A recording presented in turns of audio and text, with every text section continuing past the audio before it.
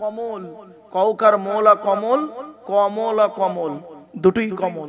কৌকার মোলা কমল মানে নরম, আর কমলা কমল মানে পদ্ম ফুল। শুধু তাই নয়, কি বলছে ও মুরব্বী, কি বলছে বাবা? বাবা আমাকে বলুন না বাবা, কি বলছেন বলুন বলুন বলুন বলুন, কি একটা বলছে জানো বেচারা।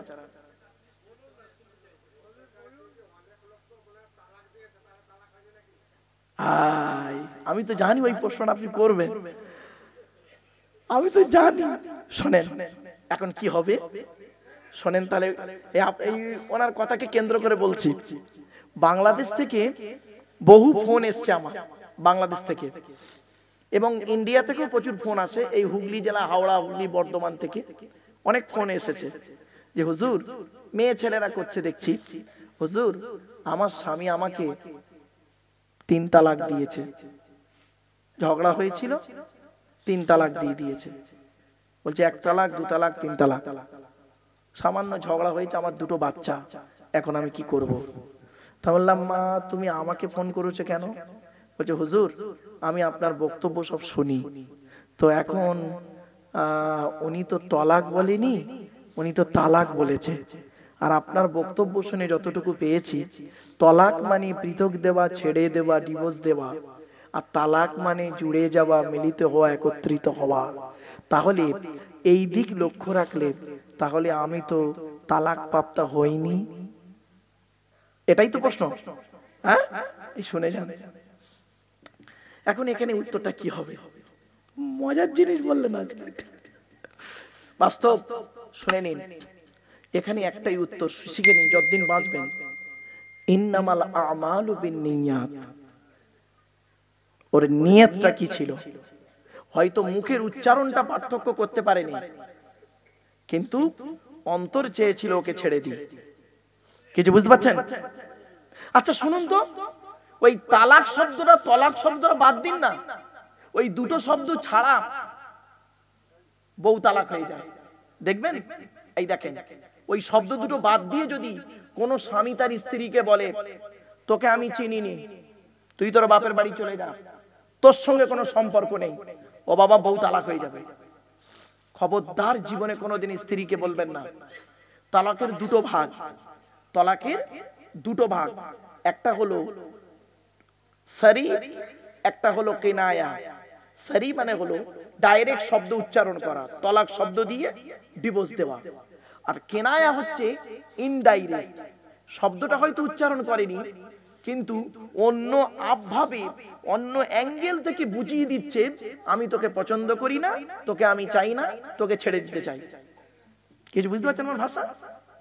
ওতেও তালাক হয়ে যাবে, আমরা তো বুঝি না। এই জন্য আল্লাহ পাক পুরুষের হাতে তালাকের দায়িত্ব দিয়েছে। বাবা, পুরুষ যখন তার স্ত্রীকে তলাক দেবে, চিন্তা ভাবনা করে দেবে। মেয়েদের হাতে তলাকের দায়িত্ব কেন দেওয়া হয়নি জানেন? মেয়েদের হাতে যদি তলাকের দায়িত্ব দিয়ে থাকতো, দিনে 40 বার করে একটা মেয়ে তার স্বামীকে তালাক দিত। ঠিক না বেটি? বাস্তব বাবা।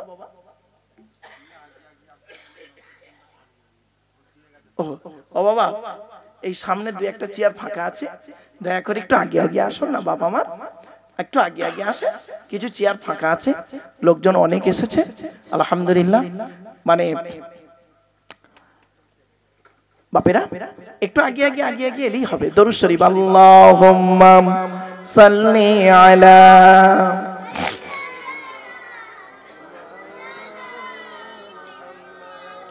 ওয়া আলা আলি সাইয়্যিদিনা মাওলানা মুহাম্মদ।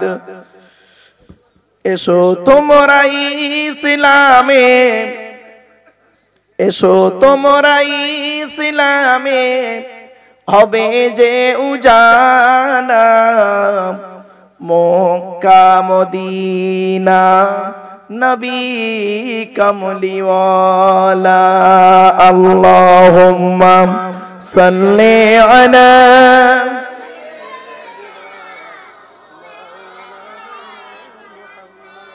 وعلى آل سيدنا। আল্লাহর পরিচয় হলো কটা? চারটি। বাচ্চাদের ব্রেন গুলো দেখেছেন কত শার্প। বেটা তোরা পালাস নেই জানো বা থাকবি তো? হ্যাঁ ঠিক আছে, তোরাই আমার ভবিষ্যতের কাজ। চলেন, কিছু মনে করবেন না। ওই দিনটা আমাদেরও ছিল, ওই দিনটা আমাদের ছিল না? এক মিনিট প্লিজ অ্যাটেনশন। ঘুমিয়ে আছে শিশুর পিতা, সব শিশুরই অন্তরে। আব্বা বাড়িতে না এত মিষ্টি এনেছিল, একটা মিষ্টি পছন্দ হয়নি। জুম্মার নামাজ পড়তে গিয়েছিলাম, একটা দানাদারের জন্য মারামারি করেছি, কিন্তু বাড়িতে এত মিষ্টি ছিল। এটাই নেচার। চলো, আল্লাহর পরিচয় চারটে কি কি শুনে নিন। ইংরেজিতে অনেক শব্দ আছে এরকম, মিট, বহু শব্দ, বি, অনেক শব্দ আছে, একই শব্দ উচ্চারণ এক, উচ্চারণ এক, বানান আলাদা, মানে আলাদা। Meet, M double E T meet, M E A T meet, দুটোই meet. M double E T meet, meet মানে সাক্ষাৎ করা, আর M E A T meet, meet মানে মাংস। দেখেছেন, দুটোই meet. Be, B E B, B double E B, দুটোই বি। একটা বি ই বি মানে হওয়া, বি ওয়াজ বিন, আর বি ডবল ই বি মানে মৌমাছি। এরকম অনেক পাবেন, প্রচুর। বাংলাতে অনেক শব্দ আছে। জ্বালা, বর্গিন জয় একাল একা জ্বালা, বর্গিন জয় বা একাল একা জ্বালা, দুটোই জ্বালা। একটা যন্ত্রণা জ্বালা, একটা পানির জ্বালা। এরকম বহু শব্দ আছে। চলো ওদিকে গেলাম না। তাই আল্লাহর পরিচয় হলো চারটে। কি কি? আল্লাহ নিজেই বলছেন, নবী তুমি বলো, হুয়াল্লাহু আহাদ, সে আল্লাহ হলেন একক। 2 নাম্বার, আল্লাহুস সামাদ, আল্লাহ হলেন অমুখপেক্ষী। আল্লাহ কারোর মুখপেক্ষী নন, সারা পৃথিবী তার মুখপেক্ষী। 3 নাম্বার, লাম ইয়ালিদ ওয়া লাম ইউলাদ, আল্লাহ কাউকে জন্ম দেয়নি, আল্লাহ কেউ জন্ম দেয়নি। 4 number, it is very very important, কি? ওয়া লাম ইয়াকুল লাহু কুফুয়ান আহাদ, আল্লাহর সমকক্ষ কেউই নেই। কি বললাম বাবা? আল্লাহর সমকক্ষ কেউ নয়, কেউই নেই। উচ্চারণটা ফলো করুন। কেন বললাম এরকম ভাবে শুনে নিন। একটা ছেলে একটা মেয়েকে বলল, আমি তোমাকে ভালোবাসি। আর একটা ছেলে আর একটা মেয়েকে বলল, আমি তোমাকেই ভালোবাসি। দুটো বাক্য এক না? তোরা বুঝতে পারছিস? আমার কপাল, ওই বাচ্চাটাও বলছে আমি বুঝতে পারছি। আমি ভাবলাম হয়তো বয়স্করা বুঝবে না। আসলে কি জানেন, এখনকার বাচ্চাদের কিছু লেখাপড়া শেখাক বা না শেখাক, মায়ের পেট থেকে আসার পরই একটা ইংরেজি খুব ভালো জানে, আই লাভ ইউ। এই ইংরেজিটা ওরা জানে, বুঝলে? চলেন, সেজন্য এই সব বাক্যগুলো একটু ফলো করবেন। আল্লাহর সমকক্ষ কেউই নেই। আচ্ছা, এই যে 4টে বাক্য পড়লাম, একটা সূরা কুল হুয়াল্লাহ সূরা, তাই তো নাকি বাবা? তাই এই যে সূরাটা পড়লাম কেন, কারণটা কি? এটাই যে আল্লাহর 4টে পরিচয়, সেটা বললাম। নাম্বার 2, বাংলায় ট্রান্সলেট করে দিলাম। নাম্বার 3, এই 4টে বাক্য থেকে, 4টে আয়াত থেকে 4টে ধর্ম বেরিয়েছে, ইসলাম, ইহুদি, খ্রিস্টান, মুশরিক, 4টে ধর্ম বেরিয়েছে। শুধু তাই নয়, এই সূরাটি পড়লাম কেন, কি লাভ হবে? নবীজি বলছেন, আমি বলিনি, মুহাম্মদ সাল্লাল্লাহু আলাইহি ওয়াসাল্লাম বলছেন। আল্লাহর নবী বলেন, কোন ব্যক্তি যদি 3 বার কুল হুয়াল্লাহ সূরা পাঠ করে, ওই ব্যক্তির নামায় আমলনামায় আল্লাহ রাব্বুল আলামিন 1 খতম কোরআন শরীফ পড়ার সওয়াব আল্লাহ লিখে দেবে। সুবহানাল্লাহ। এমনি পড়লাম না। চলো এবার আমরা আমাদের সৃষ্টিকর্তাকে আমরা মাথা নত করব কার কাছে? কেন? কারণটা কি? চলো আমি একটা করে পাট করে বলবো। আর সুবহানাল্লাহ বলতে গেলে যেন আমার গোজানা মারতে হয়, একটু উচ্চ আওয়াজে আন্তরিকতা নিয়ে সুবহানাল্লাহটা বলতে হবে। পারবেন? ইনশাআল্লাহ। চলো আমরা মাথা নত করবো কার কাছে? কোন আল্লাহ, তার পরিচয় কি? আল্লাহ নিজেই বলছেন, আল্লাহুল্লাযী খলাকাকুম মিন দুফিন সুম্মা জাআলা মিন বা'দি দুফিন কুওয়াতান সুম্মা জাআলা মিন বা'দি কুওয়াতিন দুফান ওয়া শাইবা ইয়াখলুকু মা ইয়াশা ওয়া হুয়াল আলীমুল কাদির। 21 নম্বর পারার 9 নম্বর পৃষ্ঠার 8 নম্বর লাইন, সূরার নাম সূরা রুমের মধ্যে আল্লাহ বলে দিলেন, কোন আল্লাহর কাছে তোরা মাথা নত করবি? যে আল্লাহ মায়ের পেটের ভিতর থেকে দুর্বল করে তোদের তৈরি করেছে। দুর্বল শরীরটাকে আস্তে আস্তে ক্ষমতাবান শরীরটাকে আস্তে আস্তে ওই ক্ষমতাকে কেড়ে নিয়ে তোর বুড়ো বানিয়ে দিয়েছে। সুবহানাল্লাহ। এই দেখে কত বাচ্চা বসে আছে, কত যুবক বসে আছে, কত বুড়ো মানুষ বসে আছে, সকলেই কোরআনের দলিল। কোন আল্লাহর কাছে মাথা নত করব? আল্লাহ নিজেই বলছেন, হুয়াল্লাযী আনশাআকুম ওয়া জাআলা লাকুমুস সামআ ওয়াল আবসারা ওয়াল আফইদা ক্বালিলাম মা তাশকুরুন। 18 নম্বর পারার 6 নম্বর পৃষ্ঠা 4 নম্বর লাইন, সূরার নাম সূরা মুমিনুনের 78 নম্বর আয়াত। কোরআন জানিয়ে দিয়েছে কোন আল্লাহর কাছে তোরা মাথা নত করবি? যে আল্লাহ মায়ের পেটের ভিতর থেকে দুর্বল করে তোদের তৈরি করেছে, শোনার জন্য কান দান করেছে, দেখার জন্য চোখ দান করেছে, সৃষ্টি জগৎকে বোঝার জন্য সুন্দর হৃদয়ে দান করেছে। সুবহানাল্লাহ। কোন আল্লাহর কাছে মাথা নত করব? কোরআন জানিয়ে দিচ্ছে, ওয়ালাকাদ খলাকনাল ইনসানা মিন সুলালাতিন মিন তিন সুম্মা জাআলনাহু নুতফাতান ফি করারিম মাকিন। 18 নম্বর পারার 1 নম্বর পৃষ্ঠার 8 নম্বর লাইন, সূরার নাম সূরা মুমিনুনের 12 নম্বর আয়াত। আমি আল্লাহ মাটির নির্যাস থেকে তোদের তৈরি করেছি, বাপ আর মায়ের মিলনের মাধ্যমে ওই পানিটাকে আমি আল্লাহ তোর মায়ের পেটের ডাইসে সুন্দর করে রেখে দিয়েছি। আর কি করেছি? সুম্মা খলাকুনান নুতফাতা আলাকাতান ফাখলাকুনাল আলাকাতা মুদগাতান ফাখলাকুনাল মুদগাতা ইযামান ফাকাসাউনাল ইযামা লাহমা সুম্মা আনশানাহু খলকান আখর। আমি আল্লাহ তোর মায়ের পেটের ভিতরে ওই পানিটার 40 দিন পরে রক্তপিণ্ড করেছি, তার 40 দিন পরে মাংসপিণ্ড করেছি, তার 40 দিন পরে হাড় তৈরি করেছি, হাড়ে আর মাংসে সুন্দর করে লাগিয়ে দিয়েছি। আমি আল্লাহ তোর মায়ের পেটের ভিতরে সুন্দর একটা আকৃতি দান করেছি। সুবহানাল্লাহ। চলো আমরা এখন মায়ের পেটে এসে গেলাম প্রত্যেকেই, ঠিক না বেটি? প্রত্যেকে মায়ের পেটে এসে গেছি। খাবার দায়িত্ব কার? জোরে বলো, খাবার দায়িত্ব কার? ওয়া মা মিন দাব্বাতিন ফিল আরদি ইল্লা আলাল্লাহি রিজকুহা ওয়া ইয়ালামু মুস্তাকাররাহা ওয়া মুস্তাওদাআহা কুল্লুন ফি কিতাবিম মুবিন। 12 নম্বর পারার 1 নম্বর পৃষ্ঠার 1 নম্বর লাইন, সূরার নাম সূরা হুদের 6 নম্বর আয়াত।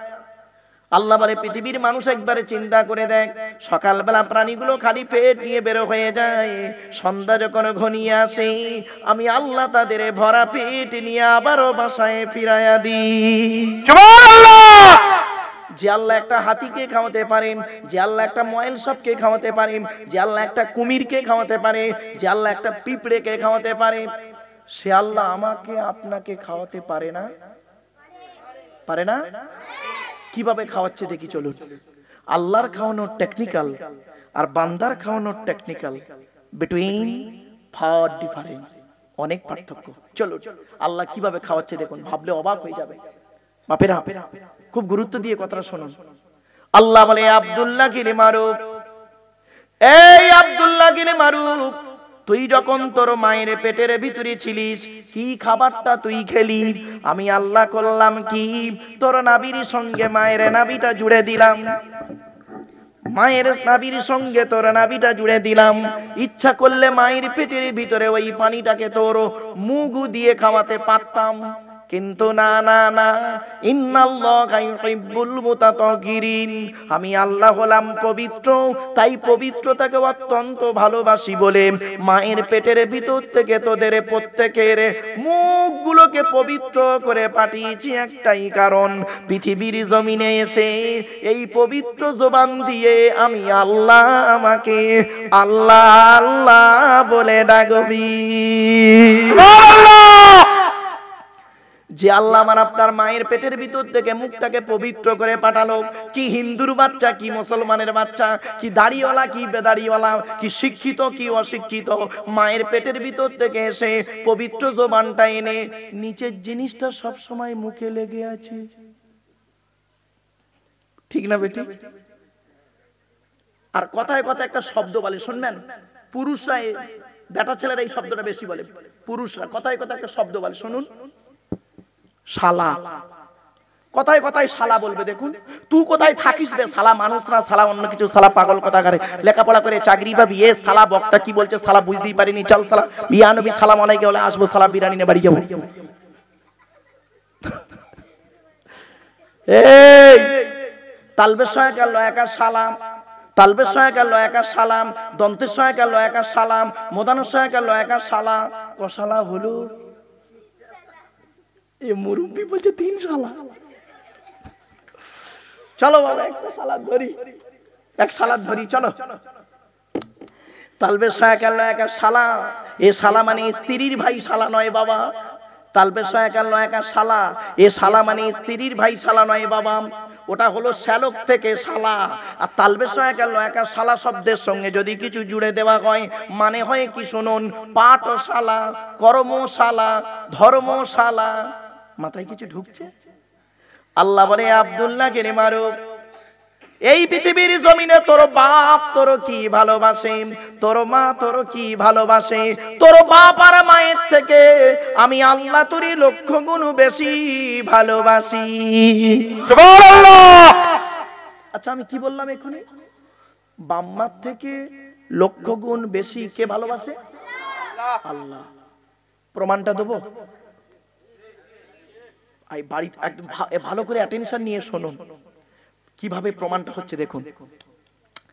আচ্ছা বাবা, আপনাদের গ্রামে এমন কোন বাপকে দেখেছেন, কি হিন্দু কি মুসলিম, কোন বাপকে দেখেছেন স্ত্রীর পেটে বাচ্চা আছে, বাচ্চা এখনো হয়নি, 1 মাস বাকি?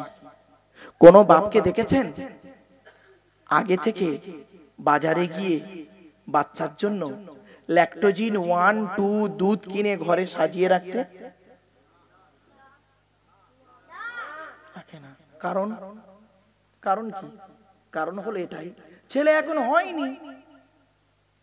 বাপের ধারণা কতটা, ছেলে হোক, মায়ের দুধ ছাড়ুক, তারপরে বাজার থেকে এনে খাওয়াবো, ঠিক না ঠিক?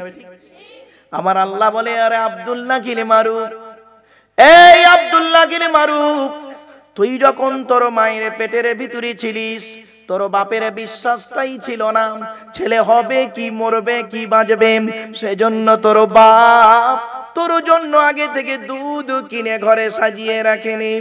আমি আল্লাহ তোর বাপের মতো ওই রকম ভালোবাসি না। আমি আল্লাহ জানতাম রে 10 মাস 10 দিন পরে পৃথিবীর মুখ যখন দেখবি তোর নাভির সঙ্গে মায়ের নাভিটা কেটে দেওয়া হবে, দুধের প্রয়োজন হবে। তাই আমি আল্লাহ করেছি কি, তুই যখন তোর মায়ের পেটের ভিতরে ছিলিস তোর মায়ের শরীরের 80 ফোঁটা রক্তকে ফিল্টার করি তুই আসার আগেই তোর জন্য তোর মায়ের স্তনের ফোঁটায় দুধ আমি আল্লাহ আগেই পাঠিয়ে দিয়েছি। বন্ধুরে, মা কি জিনিস, বাপ কি জিনিস, জীবনে কোনোদিন বুড়ো বুড়ি বাম্মাকে কাঁদায়ও না। যাদের বাড়িতে বৃদ্ধ পিতা মাতা বেঁচে আছে তাদের বাড়িতে আল্লাহর রহমত ঝরে ঝরে পড়বে। বাপেরা, আল্লাহর নবীদের পরই স্থান হলো বাপ আর মায়ের। আল্লাহর নবীদের পরই স্থান হলো বাপ আর মায়ের। চলুন আমরা দেখে নিই কোরআনে কোথায় কোথায় বাম্মার সেবা করতে বলা আছে। আমি বলতে শুরু করছি, আপনারা গুনতে শুরু করুন। 1 নম্বর পারার 11 নম্বর পৃষ্ঠার 12 নম্বর লাইন, সূরার নাম সূরা বাকারা, ওয়াবিল ওয়ালিদাইনি ইহসানা, বাম্মার সেবা যত্ন করো। 2 নম্বর পারার 12 নম্বর পৃষ্ঠার 13 নম্বর লাইন, সূরার নাম সূরা বাকারা, ইয়াসআলুনাকা মাযা ইউনফিকুন কুল মা আনফাকতুম মিন খায়রিন ফালিল ওয়ালিদাইনি ওয়াল আকরাবিন। 5 নম্বর পারা 3 নম্বর পৃষ্ঠার 3 নম্বর লাইন, সূরার নাম সূরা নিসার 36 নম্বর আয়াত, ওয়াবুদুল্লাহা ওয়া লা তুশরিকু বিহি শাইয়্যা ওয়াবিল ওয়ালিদাইনি ইহসানা, পিতামাতার সেবা যত্ন করো। 8 নম্বর পারা 7 নম্বর পৃষ্ঠার একেবারে 11 নম্বর লাইন, সূরার নাম সূরা আনামের 151 নম্বর আয়াত, লা তুশরিকু বিহি শাইয়্যা ওয়াবিল ওয়ালিদাইনি ইহসানা, পিতামাতার সেবা যত্ন করো। 15 নম্বর পারা 3 নম্বর পৃষ্ঠার 9 নম্বর লাইন, সূরার নাম সূরা বানি ইসরাঈল, ওয়া ক্বাদা রাব্বুকা আল্লা তা'বুদু ইল্লা ইয়্যা ওয়াবিল ওয়ালিদাইনি ইহসানা, বাম্মার সেবা যত্ন করো। 20 নম্বর পারা 16 নম্বর পৃষ্ঠার 3-4 নম্বর লাইন, সূরার নাম সূরা আনকাবুত, ওয়া ওয়াসাইনাল ইনসানা বিওয়ালিদাইহি হুসনা, বাম্মার সেবা যত্ন করো। 21 নম্বর পারার 11 নম্বর পৃষ্ঠার 6-7 নম্বর লাইন, সূরার নাম সূরা লুকমান, ওয়া ওয়াসাইনাল ইনসানা বিওয়ালিদাইহি হামালাতহু উম্মুহু ওয়াহনান আলা ওয়াহনিন, বাম্মার সেবা যত্ন করো। 26 নম্বর পারার 2 নম্বর পৃষ্ঠার 12 নম্বর লাইন, সূরার নাম সূরা আহকাফের 15 নম্বর আয়াত, ওয়া ওয়াসাইনাল ইনসানা বিওয়ালিদাইহি ইহসানা হামালাতহু উম্মুহু কুরহা ওয়া ওয়াদাতুহু কুরহা, তোরা তোদের বাপ আর মায়ের সেবা যত্ন কর। তোদের মা তোদের বড় কষ্ট করে গর্ভে ধারণ করেছে, দুনিয়ার মুখটা বড় কষ্ট করে দেখিয়েছে। সন্তান তুমি যত বড় আলেম, হাফেজ, মাস্টার, ডাক্তার, ইঞ্জিনিয়ার, প্রফেসর হও না কেন, ইন্নাল জান্নাতা তাহতা কদামিল উম্মাহাত, ওরে ছেলে মেয়েরা, তোদের জান্নাত হলো তোদের বাপ আর মায়ের পায়ের তলায়। আল্লাহ! বাপকে খেতে দাও না, মাকে খেতে দাও না, হ্যাঁ তুমি আমার ওয়াজ শুনবে? ফালতু শ্রোতা কোথাকারে। বাপের গুরুত্ব দাও না, মায়ের গুরুত্ব দাও না।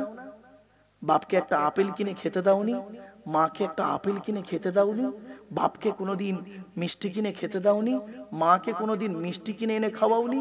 আর আব্দুল্লাহ গিল মারুফকে দাওয়াত করে তুমি গরুর গোস্ত, খাসির গোস্ত, মুরগির গোস্ত, হ্যাঁ ফল খাওয়াচ্ছ। বাড়ি থেকে ভাববে, বাড়ি থেকে ভাববে।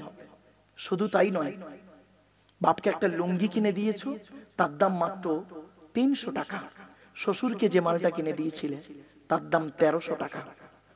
অভাগিনী মাকে একটা শাড়ি কিনে দিয়েছিলে, হ্যাঁ তার দাম 500 টাকা। শাশুড়িকে যে মালটা কিনে দিয়েছিলে তার দাম 3500 টাকা, তাই না? বাড়ি থেকে ভাববেন, বাড়ি থেকে ভাববেন।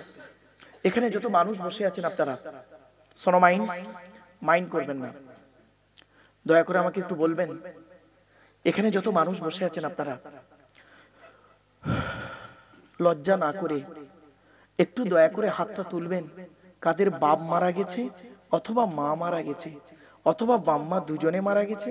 একটু হাত তুলুন তো। বাপ, মা অথবা বাম্মা দুজনে। হাত নামান, হাত নামান, হাত নামান। বাবা, আমিও আপনাদের মতো একজন পিতামাতা হারা সন্তান। 2019 সালের অক্টোবর মাসের 3 তারিখে শুক্রবার 5:30টার সময় আমি আমার জন্মদাতা বাপকে হারিয়েছি। 2023 সালের জুন মাসের 28 তারিখ বৃহস্পতিবার, বগুড়া ঈদের দিন 11:30টার সময় সকাল আমি আমার মাকে হারিয়েছি। বাপের জানাজা, মায়ের জানাজা আমি পড়িয়েছি। একটি মাত্র সন্তান আমি, 4টে বোন, একটি সন্তান, পুত্র সন্তান আমি একাই, 4টে বোন। কবরে মাথার ধারে আমি নেমেছিলাম। এই পৃথিবীর আমার পিতামাতার মরা মুখটা সর্বশেষে যে ব্যক্তিটা দেখেছিল সেটি হলাম আমি। যেহেতু মাথার দিকে নেমেছিলাম কবরে, ভালো করে দেখে ইসলামিক তরিকায় রেখে চাপা দিয়েছিলাম। আমার পরে আর পৃথিবীর কোনো মানুষ আমার মরা বাম্মার মুখ কেউ দেখেনি। বন্ধু, আপনারা সত্যি কথা বলবেন, মিথ্যা বলবেন না। যাদের বাপ অথবা মা মারা গেছে বাপ আর মায়ের মাটি দিয়ে চলে এলেন, বাপ আর মায়ের মাটি দিয়ে চলে এসেছেন। আসার পরে আজ পর্যন্ত পৃথিবীর অন্য কোন নারী আর পুরুষকে অন্তর থেকে আব্বা বা মা বলে ডাকতে পেরেছেন? বলুন। শ্বশুর কোনোদিন বাপ হতে পারে না, শাশুড়ি কোনোদিন মা হতে পারে না। শ্বশুর তোমার বাপ হয়েছে 20 বছর পরে তার মেয়ে দেওয়ার কারণে, শাশুড়ি তোমার মা হয়েছে 20 বছর পরে তার মেয়ে দেওয়ার কারণে। তোমার বাপ হয়েছিল তুমি মায়ের পেটে যেদিন এসেছিলে সেই দিন। অভাগিনী মা তোমার মা হয়েছিল যেদিন তুমি মায়ের পেটে এসেছিলে সেই দিন। মনে রাখবেন, সন্তান যখন মায়ের পেটের ভিতরে লাথি মারে, সন্তান যখন মায়ের পেটের ভিতরে লাথি মারে, মা তখন আনন্দে হেসে ফেলে। আর ওই সন্তান যখন পৃথিবীর মুখ দেখার পরে কোনো ব্যক্তির কথা শুনে মার গায়ে লাথি মারে, মায়ের চোখ ফেটে পানি পড়ে। দুটোই লাথি, একটা হলো মায়ের পেটের ভিতরে লাথি, একটা ছিল বাইরে লাথি। দুটোই লাথি। এক লাথি খেয়ে মা হেসেছিল, আর এক লাথিকে মায়ের চোখ ফেটে পানি পড়েছিল। বাড়ি থেকে ভাববেন। এই জন্য বাবা, আমি যেখানে ওয়াজ করতে যাই পিতামাতার ওয়াজ করি। কেন জানেন? আল্লাহর আলোচনা করলেই, নবীর আলোচনা করলেই বাম্মা আসবেই। আপনি পৃথিবীতে এসেছেন, সৃষ্টিকর্তা হলেন আল্লাহ, পাঠিয়েছেন কার মাধ্যমে? বাপের পৃষ্ঠ হতে, মায়ের পেটে থেকে। আপনারা কি জানেন? আল্লাহর নবীর পরই স্থান হলো বাপ আর মায়ের। আপনি আপনার বাম্মাকে মূল্যায়ন করতে পারলেন না? আপনি শ্বশুরকে খুব মূল্যায়ন করেছেন না? শ্বশুরকে খুব মূল্যায়ন করেছেন। আমার জীবনে একটা ছোট্ট কথা আপনাদের বলছি বাপেরা। আমি এক জায়গায় জলসায় গেছি। আমার আগে একজন বক্তা ওয়াজ করেছেন, তারপরে একজন উঠেছেন, আর আমি গিয়েছি। ওই বক্তাটি নেমেছেন, নাম বলছি না, নেমেছেন। নামার পরে তা আমি একসঙ্গে বসেছি, নাস্তা করছি টিফিন। তা আমি ওনাকে বলছি, ভাই আপনার বাড়িটা কোথায়? আপনার বাড়িটা কোথায়? তখন আমার অল্প বয়স, দাড়ি টাড়ি কাঁচা ছোট ছোট উঠেছে, অল্প ছোট ছোট। তখন কি বললো জানেন লোকটা? বলছে, কোন এক ব্যক্তির নাম বললেন, কোন এক ব্যক্তির নাম বললেন। বলছে, আমি অমুক পীর সাহেবের জামাই। বলছে, আমি অমুক পীর সাহেবের জামাই। একবার বললেন। কিছুক্ষণ পর আমি বললাম, ভাই তাহলে আপনার বাড়িটা কোন জায়গায় হলো? বলছে, শুনতে পাননি? কানে কথা যায়নি? বললাম না অমুক পীর সাহেবের জামাই আমি। তখন আমার খারাপ লাগলো। আমি তখন বললাম, আপনি মাওলানা সাহেব, আলেম? তো বলছে, আলেম না মানে কি বলতে চাইছেন? আমি বললাম, সত্যিকারের যদি আপনি আলেম হতেন তাহলে আপনি ওই উত্তরটা দিতেন না, শ্বশুরের পরিচয় আপনি দিতেন না।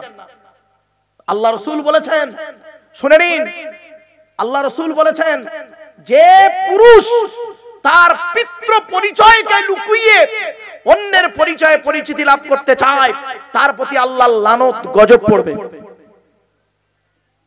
আমি বললাম, আপনি এই হাদিসটি পড়েননি না? পুরো একদম চুপ। কেন? আপনার পিতার নাম বললে আপনার খুব সম্মান চলে যেত না?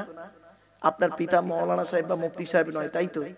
একজন চাষি ছিল বলে বাপের নামটা, পরিচয়টা আপনি দিতে চাইলেন না। আপনার শ্বশুরের পরিচয় পরিচিতি লাভ করতে চাইলেন। খবরদার বাপেরা, অনুরোধ করে বলে যাচ্ছি, বাপের পরিচয়কে কোনোদিন লুকাবেন না, মায়ের পরিচয়কে কোনোদিন লুকাবেন না। আমার বাপেরা, কথাগুলো হয়তো শুনতে খারাপ লাগছে না বাবা, অসুবিধা হচ্ছে? চলেন চলেন বাপেরা, এবার আসছি মায়ের দুধ কয়দিন খাবো আমরা? চলুন। আচ্ছা, বাম্মা সম্পর্কে দু একটা হাদিস বলে দিই। আল্লাহ নবী কি বলেছেন শুনুন। কোরআনে আয়াত পড়লে শুনলে যেমন নেকি পাবেন, হাদিস পড়লে শুনলে নেকি পাবেন। আল্লাহ নবীর কাছে একজন যুবক ছেলে এসেছে, এসে বলছে, হুজুর আমি যুদ্ধের ময়দানে যেতে চাই। নবীজি বললেন যুদ্ধের ময়দানে গিয়ে কি করবে? বলছে যুদ্ধ করতে গিয়ে শহীদ হয়ে যাব, জান্নাত পেয়ে যাব। নবীজি কি বলছেন শুনুন। ক্বালা জাআ রাজুলুন ইলা রাসূলিল্লাহি সাল্লাল্লাহু আলাইহি ওয়াসাল্লাম ইন্নী উরিদুল জিহাদ ইয়া রাসূলুল্লাহ। লোকটি বললেন আমি যুদ্ধের ময়দানে শহীদ হতে চাই। আল্লাহর নবী জিজ্ঞাসা করলেন ক্বালা হাইয়ুন আবাওয়াকা, তোমার বাপ আর মা কি বেঁচে আছে বলো? লোকটি বললেন জি হ্যাঁ, আমার বাপ আর মা বেঁচে আছে। আল্লাহর নবী বললেন ক্বালা ফাফিগিমা ফাজাগিদ, চলে যাও তুমি তোমার বাম্মার সেবা যত্ন করো।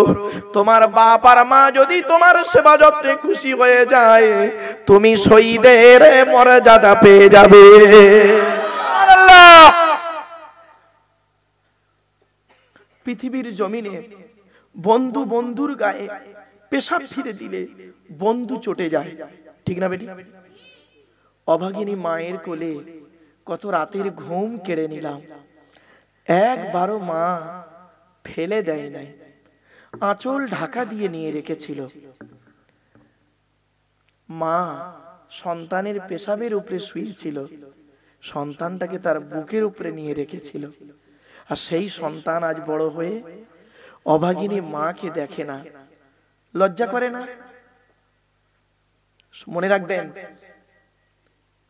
মনে রাখবেন, একটা মায়ের পেটে, একটা মায়ের পেটে চারটে সন্তানের জায়গা হয়েছিল।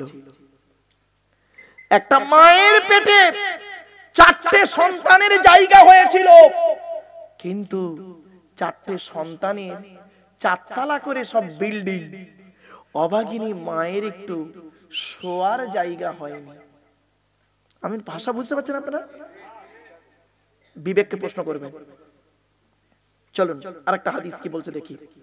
আল্লাহর নবী বললেন রাদিয়াল্লাহু ফি রাদিয়াল ওয়ালিদাইন ওয়া সাকাতুল্লাহি ফি সাকাতিল ওয়ালিদাইন।